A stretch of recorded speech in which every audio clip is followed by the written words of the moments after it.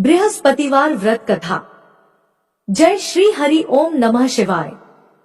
आज बृहस्पतिवार के दिन आप बृहस्पति देव की बड़ी ही दुर्लभ कथा सुनेंगे। इस कथा को सुनने से भक्तों की सभी मनोकामनाएं भगवान बृहस्पति देव की कृपा से पूर्ण हो जाती है। तो आइए बड़ी ही श्रद्धा और प्रसन्नचित मन से इस कथा को सुनते हैं। भारतवर्ष में एक प्रतापी और दानी राजा राज्य करता था। वह नित्य गरीबों और ब्राह्मणों की सहायता करता था। यह बात उसकी रानी को अच्छी नहीं लगती थी। वह न ही गरीबों को दान देती, न ही भगवान का पूजन करती थी और राजा को भी दान देने से मना किया करती थी। एक दिन राजा शिकार खेलने वन को गए हुए थे तो रानी महल में अकेली थी। उसी समय बृहस्पति देव साधु के वेश में राजा के महल में भिक्षा के लिए गए और भिक्षा मांगी। रानी ने भिक्षा देने से इनकार किया और कहा, हे साधु महाराज, मैं तो दान पुण्य से तंग आ गई हूँ। मेरा पति सारा दिन धन लुटाते रहते हैं। मेरी इच्छा है कि हमारा सारा धन नष्ट हो जाए, फिर न रहेगा बांस न बजेगी बांसुरी। साधु ने कहा, देवी तुम तो बड़ी विचित्र हो।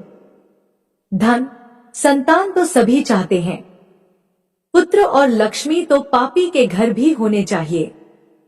यदि तुम्हारे पास अधिक धन है तो भूखों को भोजन कराओ, प्यासों के लिए प्याऊ बनवाओ, मुसाफिरों के लिए धर्मशालाएं खुलवाओ। जो निर्धन अपनी कुंवारी कन्याओं का विवाह नहीं कर सकते उनका विवाह करा दो। ऐसे और कई काम हैं जिनके करने से तुम्हारा यश लोक परलोक में फैलेगा। परंतु रानी पर उपदेश का कोई प्रभाव न पड़ा।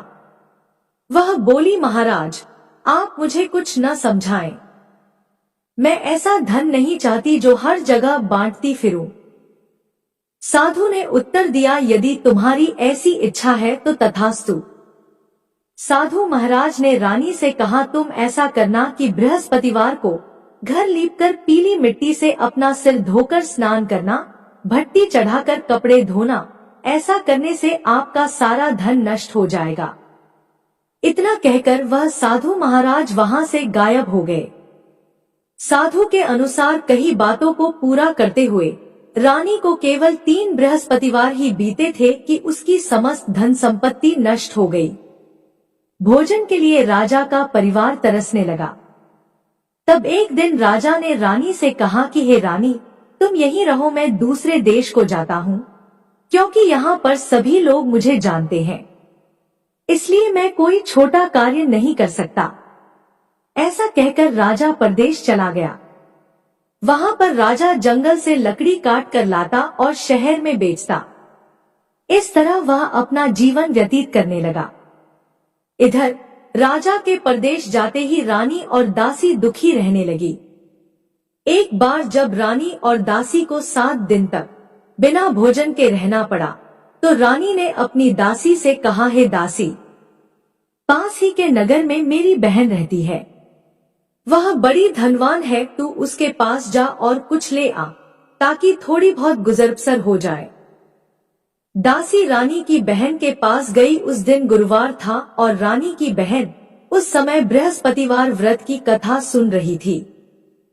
दासी ने रानी की बहन को अपनी रानी का संदेश दिया, लेकिन रानी की बड़ी बहन ने कोई उत्तर नहीं दिया। जब दासी को रानी की बहन से कोई उत्तर नहीं मिला तो वह बहुत दुखी हुई और उसे क्रोध भी आया। दासी ने वापस आकर रानी को सारी बात बता दी। सुनकर रानी ने अपने भाग्य को कोसा। उधर रानी की बहन ने सोचा कि मेरी बहन की दासी आई थी, परंतु मैं उससे नहीं बोली, इससे वह बहुत दुखी हुई होगी। कथा सुनकर और पूजन समाप्त करके वह अपनी बहन के घर आई और कहने लगी, हे बहन, मैं बृहस्पतिवार का व्रत कर रही थी। तुम्हारी दासी मेरे घर आई थी, परंतु जब तक कथा होती है तब तक न तो उठते हैं और न ही बोलते हैं, इसलिए मैं नहीं बोली। कहो दासी क्यों गई थी? रानी बोली, बहन तुमसे क्या छिपाऊं, हमारे घर में खाने तक को अनाज नहीं था। ऐसा कहते कहते रानी की आंखें भर आई। उसने दासी समेत पिछले 7 दिनों से भूखे रहने तक की बात अपनी बहन को विस्तार पूर्वक सुना दी। रानी की बहन बोली, देखो बहन, भगवान बृहस्पति देव सबकी मनोकामना को पूर्ण करते हैं। देखो शायद तुम्हारे घर में अनाज रखा हो। पहले तो रानी को विश्वास नहीं हुआ, पर बहन के आग्रह करने पर उसने अपनी दासी को अंदर भेजा तो उसे सचमुच अनाज से भरा एक घड़ा मिल गया। यह देखकर दासी को बड़ी हैरानी हुई। दासी रानी से कहने लगी, हे रानी, जब हमको भोजन नहीं मिलता तो हम व्रत ही तो करते हैं, इसलिए क्यों न इनसे व्रत और कथा की विधि पूछ ली जाए ताकि हम भी व्रत कर सकें। तब रानी ने अपनी बहन से बृहस्पतिवार व्रत के बारे में पूछा। उसकी बहन ने बताया, बृहस्पतिवार के व्रत में चने की दाल और मुनक्का से विष्णु भगवान का केले की जड़ में पूजन करें तथा दीपक जलाएं, व्रत कथा सुने और पीला भोजन ही करें। इससे बृहस्पति देव प्रसन्न होते हैं। व्रत और पूजन विधि बताकर रानी की बहन अपने घर को लौट गई। 7 दिन के बाद जब गुरुवार आया तो रानी और दासी ने व्रत रखा। घुड़साल में जाकर चना और गुड़ लेकर आई। फिर उससे केले की जड़ तथा विष्णु भगवान का पूजन किया। अब पीला भोजन कहां से आए, इस बात को लेकर दोनों बहुत दुखी थी। चूंकि उन्होंने व्रत रखा था इसलिए बृहस्पति देव उनसे प्रसन्न थे, इसलिए वे एक साधारण व्यक्ति का रूप धारण कर 2 थालों में सुंदर पीला भोजन दासी को दे गए। भोजन पाकर दासी प्रसन्न हुई और फिर रानी के साथ मिलकर भोजन ग्रहण किया। उसके बाद वे सभी गुरुवार को व्रत और पूजन करने लगी। बृहस्पति भगवान की कृपा से उनके पास फिर से धन संपत्ति आ गई, परंतु रानी फिर से पहले की तरह आलस्य करने लगी। तब दासी बोली, देखो रानी, तुम पहले भी इस प्रकार आलस्य करती थी। तुम्हें धन रखने में कष्ट होता था, इस कारण सभी धन नष्ट हो गया, और अब जब भगवान बृहस्पति की कृपा से धन मिला है तो तुम्हें फिर से आलस्य होता है। रानी को समझाते हुए दासी कहती है कि बड़ी मुसीबतों के बाद हमने यह धन पाया है, इसलिए हमें दान पुण्य करना चाहिए, भूखे मनुष्यों को भोजन कराना चाहिए और धन को शुभ कार्यों में खर्च करना चाहिए, जिससे तुम्हारे कुल का यश बढ़ेगा, स्वर्ग की प्राप्ति होगी और पितृ प्रसन्न होंगे। दासी की बात मानकर रानी अपना धन शुभ कार्यों में खर्च करने लगी, जिससे पूरे नगर में उसका यश फैलने लगा। बृहस्पतिवार व्रत कथा के बाद श्रद्धा के साथ आरती की जानी चाहिए। इसके बाद प्रसाद बांटकर उसे ग्रहण करना चाहिए। एक दिन राजा दुखी होकर जंगल में एक पेड़ के नीचे आसन जमाकर बैठ गया। वह अपनी दशा को याद करके व्याकुल होने लगा। बृहस्पतिवार का दिन था। एकाएक उसने देखा कि निर्जन वन में एक साधु प्रकट हुए। वह साधु वेश में स्वयं बृहस्पति देवता थे। लकड़हारे के सामने आकर बोले, हे लकड़हारे, इस सुनसान जंगल में तू चिंता मग्न क्यों बैठा है? लकड़हारे ने दोनों हाथ जोड़कर प्रणाम किया और उत्तर दिया, महात्मा जी, आप सब कुछ जानते हैं, मैं क्या कहूँ। यह कहकर रोने लगा और साधु को अपनी आत्मकथा सुनाई। महात्मा जी ने कहा, तुम्हारी स्त्री ने बृहस्पतिवार के दिन बृहस्पति भगवान का निरादर किया था, जिसके कारण भगवान विष्णु ने रुष्ट होकर तुम्हारी यह दशा कर दी। अब तुम चिंता को दूर करके मेरे कहने पर चलो तो तुम्हारे सब कष्ट दूर हो जाएंगे और भगवान पहले से भी अधिक संपत्ति देंगे। तुम बृहस्पतिवार के दिन कथा किया करो। 2 पैसे के चना मुनक्का लाकर उसका प्रसाद बनाओ और शुद्ध जल से लोटे में शक्कर मिलाकर अमृत तैयार करो। कथा के पश्चात अपने सारे परिवार और सुनने वाले प्रेमियों में अमृत व प्रसाद बांटकर आप भी ग्रहण करो। ऐसा करने से भगवान तुम्हारी सब मनोकामनाएं पूरी करेंगे। साधु के ऐसे वचन सुनकर लकड़हारा बोला, हे प्रभु, मुझे लकड़ी बेचकर इतना पैसा नहीं मिलता जिससे भोजन के उपरांत कुछ बचा सकूं। मैंने रात्रि में अपनी स्त्री को व्याकुल देखा है। मेरे पास कुछ भी नहीं जिससे मैं उसकी खबर मंगा सकूं। साधु ने कहा, है लकड़हारे, तुम किसी बात की चिंता मत करो। बृहस्पतिवार के दिन तुम रोजाना की तरह लकड़ियां लेकर शहर को जाओ। तुमको रोज से दुगुना धन प्राप्त होगा, जिससे तुम भली भांति भोजन कर लोगे तथा बृहस्पति देव की पूजा का सामान भी आ जाएगा। इतना कहकर साधु अंतर्ध्यान हो गए। धीरे धीरे समय व्यतीत होने पर फिर वही बृहस्पतिवार का दिन आया। लकड़हारा जंगल से लकड़ी काटकर किसी शहर में बेचने गया। उसे उस दिन और दिन से अधिक पैसा मिला। राजा ने चना गुड़ आदि लाकर गुरुवार का व्रत किया। उस दिन से उसके सभी क्लेश दूर हुए, परंतु जब दोबारा गुरुवार का दिन आया तो बृहस्पतिवार का व्रत करना भूल गया। इस कारण बृहस्पति भगवान नाराज हो गए। उस दिन उस नगर के राजा ने विशाल यज्ञ का आयोजन किया तथा शहर में यह घोषणा करा दी कि कोई भी मनुष्य अपने घर में भोजन न बनावे न आग जलावे। समस्त जनता मेरे यहाँ भोजन करने आवे। इस आज्ञा को जो नहीं मानेगा उसे फांसी की सजा दी जाएगी। इस तरह की घोषणा संपूर्ण नगर में करवा दी गई। राजा की आज्ञानुसार शहर के सभी लोग भोजन करने गए, लेकिन लकड़हारा कुछ देर से पहुंचा, इसलिए राजा उसको अपने साथ घर लेवा ले गए और ले जाकर भोजन करा रहे थे तो रानी की दृष्टि उस खूंटी पर पड़ी जिस पर उसका हार लटका हुआ था। वह वहां पर दिखाई नहीं दिया। रानी ने निश्चय किया कि मेरा हार इस मनुष्य ने चुरा लिया है। उसी समय सिपाहियों को बुलाकर उसको कारागार में डलवा दिया। जब लकड़हारा कारागार में पड़ गया और बहुत दुखी होकर विचार करने लगा कि न जाने कौन से पूर्व जन्म के कर्म से मुझे यह दुख प्राप्त हुआ है, और उसी साधु को याद करने लगा जो कि जंगल में मिला था। उसी समय तत्काल बृहस्पति देव साधु के रूप में प्रकट हुए और उसकी दशा को देखकर कहने लगे, अरे मूर्ख, तूने बृहस्पति देव की कथा नहीं किया, इस कारण तुझे दुख प्राप्त हुआ है। अब चिंता मत कर, बृहस्पतिवार के दिन कारागार के दरवाजे पर 4 पैसे पड़े मिलेंगे। उनसे तुम बृहस्पति देव की पूजा करना, तेरे सभी कष्ट दूर हो जाएंगे। बृहस्पतिवार के दिन उसे 4 पैसे मिले। लकड़हारे ने कथा कही। उसी रात्रि को बृहस्पति देव ने उस नगर के राजा को स्वप्न में कहा, है राजा, तुमने जिस आदमी को कारागार में बंद कर दिया है वह निर्दोष है। वह राजा है, उसे छोड़ देना। रानी का हार उसी खूंटी पर लटका है।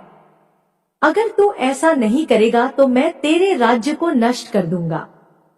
इस तरह रात्रि के स्वप्न को देखकर राजा प्रातःकाल उठा और खूंटी पर हार देखकर लकड़हारे को बुलाकर क्षमा मांगी तथा लकड़हारे को योग्य सुंदर वस्त्र आभूषण देकर विदा कर दिया। बृहस्पति देव की आज्ञानुसार लकड़हारा अपने नगर को चल दिया। राजा जब अपने नगर के निकट पहुंचा तो उसे बड़ा आश्चर्य हुआ। नगर में पहले से अधिक बाग, तालाब, कुएं तथा बहुत सी धर्मशालाएं, मंदिर आदि बन गई हैं।